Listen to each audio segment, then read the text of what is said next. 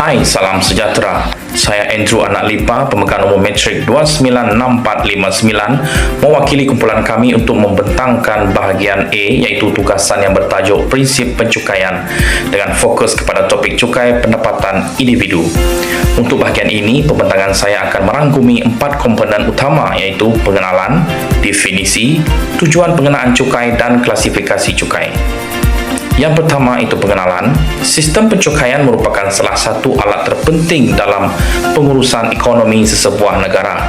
Khususnya, cukai pendapatan individu adalah sumber hasil utama bagi sesebuah kerajaan. Cukai ini dikenakan ke atas pendapatan yang diperoleh seseorang individu dalam tempoh masa yang tertentu. Biasanya ia merangkumi dalam setahun. Pendapatan ini boleh datang daripada pelbagai sumber seperti gaji, upah, bonus, pelaburan, sewaan harta, keuntungan perniagaan dan juga pencen. Dalam konteks ekonomi moden, hasil cukai inilah yang membolehkan kerajaan membiayai pelbagai bentuk perkhidmatan penting kepada rakyat, iaitu seperti pendidikan, kesihatan, keselamatan dan infrastruktur alat asas. Sebagai contoh, sistem pencukaian di Jepun sangat jelas dan teratur. Ia terbahagi kepada 3 komponen utama, iaitu cukai pendapatan negara, iaitu National Income Tax yang bersifat progresif antara 5% hingga 45%. Cukai penduduk tempatan, iaitu Local Inheritance Tax yang bersifat tetap sebanyak 10%. Dan cukai pemulihan bencana, Special Reconstruction Income Tax sebanyak 2.1% daripada jumlah cukai negara yang dibayar. Menariknya, cukai pemulihan ini diperkenalkan sebagai usaha pembiayaan semula akibat bencana besar di Tohoku pada tahun 2011 dan masih diteruskan hingga kini.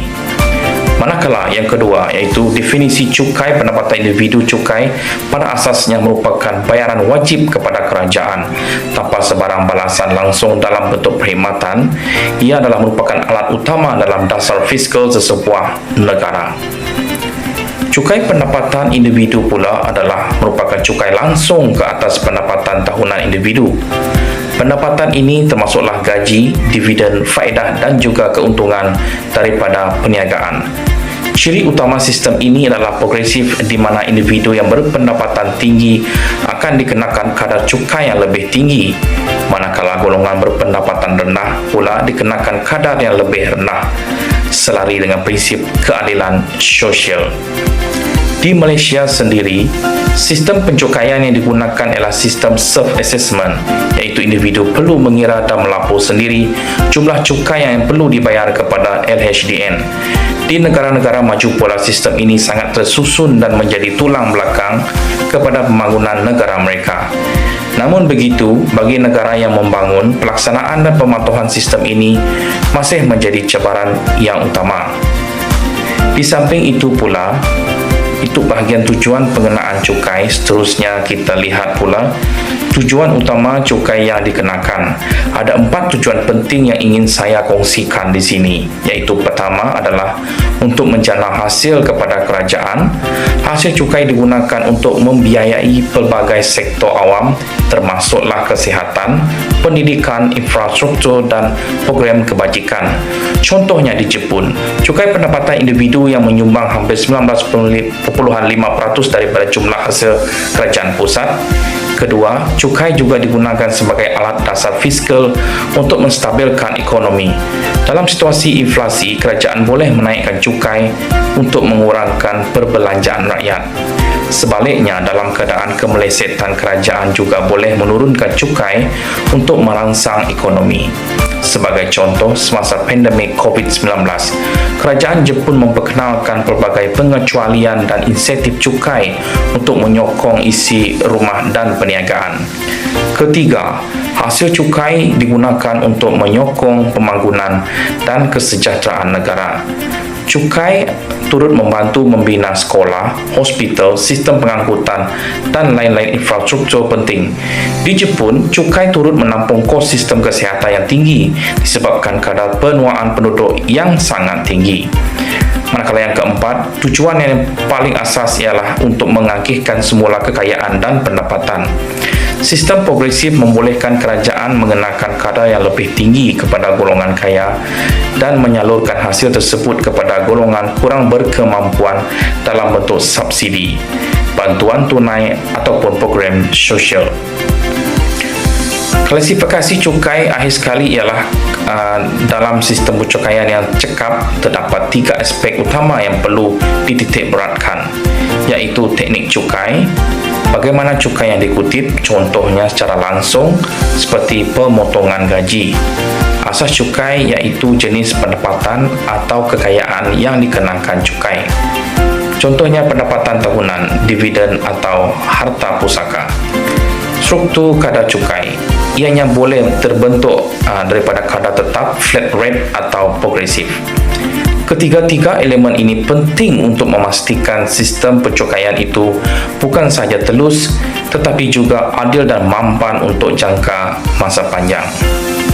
Sebagai penutup, dapat kita simpulkan bahawa cukai pendapatan individu bukan sahaja berfungsi sebagai sumber kewangan kepada negara, tetapi ia juga memainkan peranan penting dalam membentuk struktur sosial dan ekonomi yang adil melalui sistem cukai yang progresif dan tersusun. Kerajaan dapat mengurangkan jurang antara kaya dan miskin untuk menampung perkhidmatan awam serta merangsang ekonomi dalam masa krisis. Sekian saja pembentangan daripada saya. Terima kasih. Hai, saya Steve Anak Giri, pemegang nombor metrik 296524 akan membentangkan struktur cukai negara Jepun. Cukai pendapatan individu di Jepun dikenakan adalah dari 5% hingga 45%. Semakin tinggi pendapatan, semakin tinggi kadar cukai yang dikenakan. Manakala cukai tempatan adalah 10%, kadar tetap 6% kepada Majlis Perbandaran dan 4% kepada kerajaan wilayah. Bayaran minimum tetap tahunan dikenakan walaupun tiada pendapatan. Prinsip pencukaian. Sebagai negara maju, Jepun telah lama menstruktur sistem cukaian dengan menekankan keadilan dan kecekapan. Cukai pendapatan individu di Jepun memenuhi prinsip keadilan dengan cara keadilan menegak dan keadilan mendatar. Keadilan menegak merujuk kepada hakikat bahawa individu yang berpendapatan lebih tinggi seharusnya membayar cukai lebih tinggi berbanding individu yang berpendapatan rendah. Bagi prinsip keadilan mendatar pula merujuk kepada individu dengan kedudukan kewangan yang sama sepatutnya membayar jumlah cukai yang setara. Selain itu, Jepun juga mengekalkan keadilan melalui penolakan standar dan penolakan khas, termasuk penolakan untuk penjagaan anak dan pembelanjaan perubatan. Implikasi cukai ke atas kerajaan. Sistem cukaian dalam sebuah negara merupakan satu sumber hasil kerajaan yang paling penting, terutamanya dalam sistem kewangan. Terdapat beberapa implikasi cukai pendapatan individu terhadap hasil kerajaan. Kesan terhadap hasil kerajaan stabil. Cukai pendapatan individu menyumbang kira-kira 18% hingga 25% pada jumlah hasil kutipan cukai tahunan kerajaan pusat. Kesan terhadap bajet negara dalam perancangan bajet menyokong pembelanjaan keselamatan sosial, pendidikan dan kesihatan. Kesan terhadap dasar fiskal fleksibel boleh laras kadar cukai untuk kawal ekonomi. Agihan kekayaan, cukai lebih tinggi ke atas golongan kaya untuk bantu, subsidi dan bantuan awam. Bagi analisis sistem cukai pendapatan individu di Jepun, ianya terdapat kelemahan dan juga kekuatan. Bagi kekuatan, ianya merujuk kepada yang pertama adalah struktur kadar progresif yang membantu mengurangkan ketidaksamaan pendapatan. Yang kedua pula merujuk kepada sistem potongan di sumber menjamin kutipan berkesan dan mengurangkan ketidakpatuhan. Kekuatan yang ketiga adalah pendigitalan melalui sistem e-tax memudahkan fasa pemfailan cukai. Di mana seterusnya adalah kelemahan. Kelemahan yang pertama, kita boleh merujuk kepada beban cukai masih tinggi lagi ke atas golongan pertengahan dan juga belia yang baru bekerja. Kelemahan kedua merujuk kepada kadar tetap cukai tempatan, iaitu dalam lingkungan 10% tidak mengambil kira perbezaan kos sara hidup atau antara wilayah. Dan juga kelemahan yang ketiga adalah risiko pengelakan cukai oleh golongan berpendapatan tinggi dan juga pelaburan asing. Assalamualaikum dan salam sejahtera. Saya Zubaidah binti Ghazali Hamzah dengan nombor matrik 295939. Pihak saya akan menerangkan berkenaan dengan implikasi ke atas masyarakat, iaitu yang pertama merupakan kumpulan berbeza, ianya merujuk kepada berpendapatan rendah atau sederhana. Ianya menerangkan berkenaan dengan banyak pelepasan cukai, antaranya adalah daripada anak, pasangan ataupun perubatan dan juga sebagainya lagi.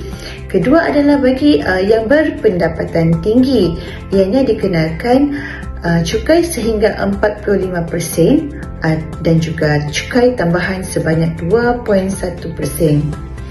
Bagi implikasi ke atas masyarakat yang kedua adalah tingkah laku ekonomi, ianya merujuk kepada perbelanjaan berhemah dan juga simpanan ataupun kurangkan pembelian mewah.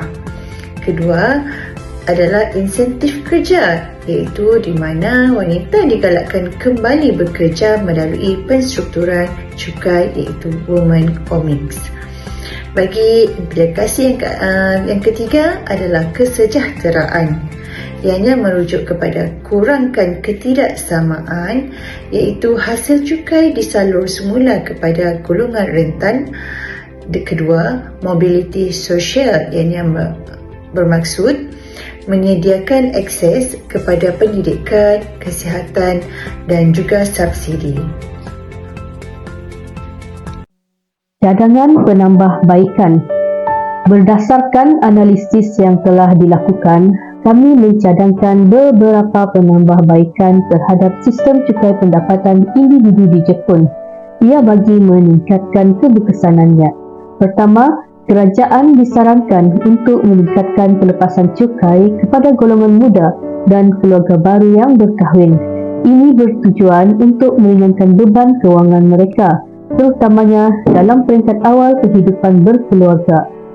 Kedua, kadar tetap cukai penduduk tempatan sebanyak 10% wajar dikaji semula. Kadar ini sebaiknya diselaraskan mengikut tahap kos sara hidup di kawasan masing-masing agar lebih adil dan responsif. Ketiga, kempen kesedaran mengenai penggunaan sistem e-tax perlu dipertingkatkan. Dengan latihan dan promosi digital yang lebih meluas, ramai individu akan terdorong untuk menggunakan platform ini dengan lebih mudah dan pantas. Keempat, ketulusan dalam penggunaan hasil cukai boleh dipertingkatkan dengan menerbitkan laporan tahunan yang mudah difahami oleh rakyat. Ini akan meningkatkan kepercayaan awam terhadap sistem percukaian. Akhir sekali, kerajaan perlu memperkukuhkan pemantauan terhadap pengelakan cukai, terutamanya dalam kalangan golongan yang berpendapatan tinggi. Teknologi seperti kecerdasan buatan dan analitik data boleh digunakan untuk mengesan aktiviti penipuan atau pemindahan aset ke luar negara. Kesimpulannya, sistem cukai pendapatan individu di Jepun adalah antara sistem yang paling tersusun dan berkesan di dunia. Dengan struktur progresif yang adil, sistem pemotongan di sumber yang efisien, serta penggunaan teknologi seperti e-tax, sistem ini telah banyak membantu kerajaan Jepun untuk menjana hasil, merancang belanjawan dan menyokong kebajikan rakyat. Namun begitu, masih ada ruang untuk penambahbaikan. Cadangan yang dikemukakan tadi diharap dapat membantu memperkukuhkan sistem ini dari aspek keadilan sosial, kecekapan pentadbiran dan ketulusan.